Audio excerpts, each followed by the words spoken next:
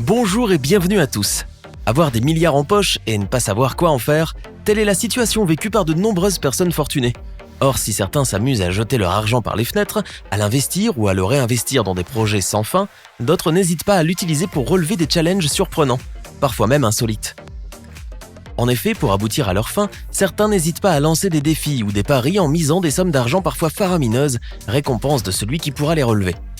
Installez-vous confortablement, aujourd'hui nous vous présentons 5 challenges extrêmes de millionnaires qui peuvent vous rendre riches. N'hésitez pas à liker la vidéo si elle vous plaît et si vous êtes nouveau sur la chaîne, n'oubliez pas de vous abonner et d'activer la notification pour ne rater aucune de nos prochaines vidéos. On commence.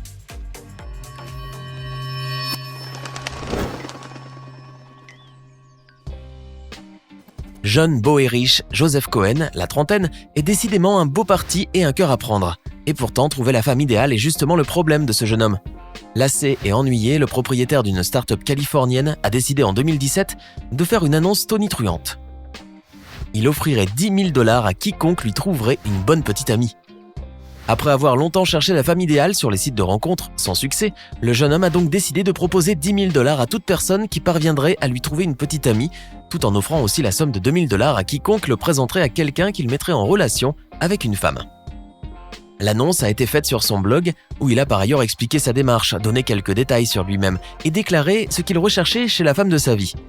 Il a en outre tenu à préciser que cette somme-là n'allait être remise au gagnant qu'après une relation d'au moins 4 mois passée avec la prétendante, histoire de mieux connaître la personne, de savoir si le couple a des chances de marcher ou non, et de s'assurer aussi de son sérieux et du fait qu'elle ne le fait pas seulement pour l'argent. On te comprend, Joe. Mais aussi sincère et honnête que semblait la proposition de Joe, il avait quand même une petite idée derrière la tête. En parfait entrepreneur, le trentenaire a estimé que son offre permettrait de propager la dite annonce et ainsi d'augmenter le trafic sur son site internet. D'ailleurs, après sa mise en ligne sur le blog, l'annonce a été vue 3000 fois et 400 messages ont été envoyés à Cohen. En outre, les 10 000 $ proposés représentaient une bien petite somme comparée à la valeur d'une compagne à long terme. En termes de retour sur investissement, c'est probablement le meilleur investissement de ma vie, a déclaré le jeune patron. Aux dernières nouvelles cependant, le jeune, riche et dynamique Joe Cohen serait toujours célibataire. Connaissez-vous quelqu'un qui pourrait lui correspondre ? Dites-le nous dans les commentaires.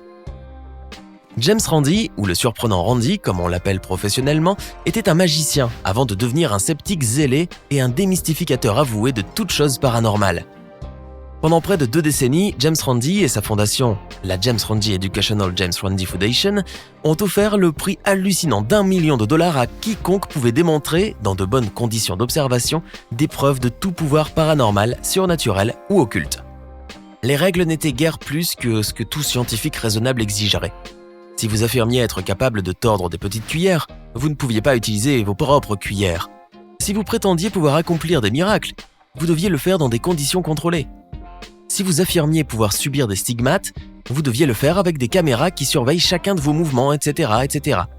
Le JREF a déclaré que plus de 1000 personnes ont participé au challenge depuis 1964, mais jusqu'à présent, personne n'a reçu l'argent. Un fait utilisé par les sceptiques partout dans le monde pour affirmer que les phénomènes paranormaux ou psychiques n'existent pas. Le $1 Million Paranormal Challenge est désormais connu à travers le monde entier, aussi bien par les magiciens que par les médias et les scientifiques. La James Randi Educational Foundation a cependant mis fin officiellement à ce challenge-là en 2015. Quant au fameux million, il n'est jamais sorti de son coffre. Vous avez envie de gagner $1 million rapidement ? Pourquoi ne pas participer à l'un des problèmes mathématiques qui met au défi les mathématiciens du monde entier depuis plusieurs années ? La conjecture de Bill. Voici son énoncé. Si A puissance x plus B puissance y égale C puissance z, où A, B, C, X, Y et Z sont des nombres entiers positifs, X, Y et Z étant supérieurs à 2, alors A, B et C ont un facteur commun. Portant le nom du banquier et homme d'affaires texan Andrew Bill, un autodidacte passionné de mathématiques et de poker qui a lui-même mis au point ce théorème, la conjecture de Bill doit être résolue par les mathématiciens, soit en la prouvant, soit en apportant un contre-exemple. Pour décerner ce prix financé par Andrew Bill, un comité a été désigné par l'American Mathematical Society qui souligne que l'un des objectifs d'Andrew Bill est d'inciter les jeunes à poursuivre leur formation dans les mathématiques et les sciences. Pour rappel, la conjecture a été formulée par M. Bill en 1993 et le prix a été établi pour la première fois en 1997 pour la somme de $5 000. Depuis, sa valeur n'a cessé d'augmenter jusqu'à atteindre aujourd'hui le $1 million. $1 million pour venir à bout d'une formule mathématique ? En voilà un beau chiffre.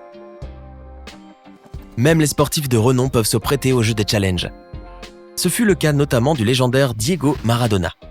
Alors qu'il assistait au match opposant l'Argentine au Nigeria, qui s'est déroulé à Saint-Pétersbourg lors du Mondial de Russie en 2018, El Pibe de Oro, dans son euphorie, a été pris d'un malaise suite à une montée de pression artérielle, ce qui a nécessité sa prise en charge médicale après le match. Après cet incident, qui a suscité de vives inquiétudes chez les fans, Diego Maradona a été déclaré mort, à son insu. À la suite de cette rumeur, qui n'a pas du tout été du goût de l'ancien joueur argentin, ce dernier a décidé d'offrir une récompense de 300 000 pesos, soit environ 10 000 $, pour identifier celui qui était derrière les enregistrements vocaux postés sur le net. La personne qui a annoncé sa fausse mort a d'ailleurs provoqué un malheur au sein de sa famille. L'une des sœurs du footballeur a subi un grave malaise à cette annonce. Dans les dits enregistrements, on peut entendre une voix masculine avec un accent argentin annoncer que Maradona a été hospitalisé et qu'il est décédé d'un arrêt cardiaque.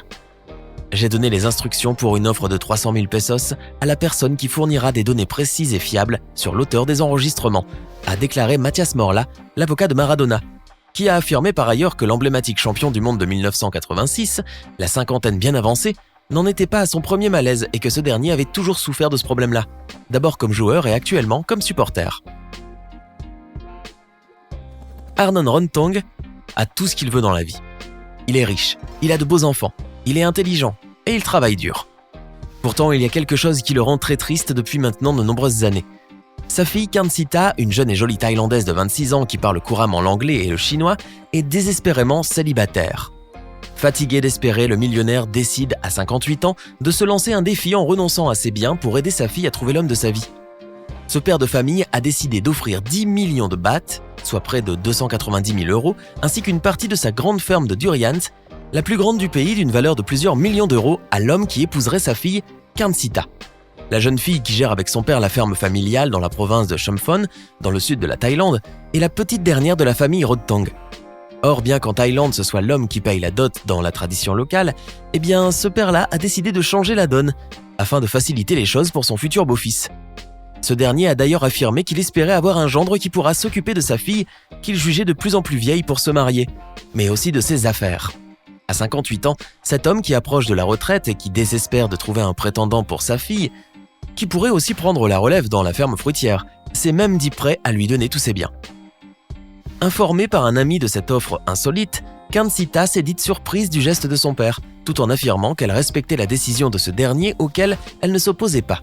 Aussi alléchante soit cette offre-là, la jeune concernée serait en revanche toujours célibataire. Heureux donc sera celui qui gagnera son cœur et sa fortune. 5 000 $ pour démanteler un gang de voleurs, voici une offre non négligeable de la part d'un propriétaire de commerce qui n'en pouvait plus.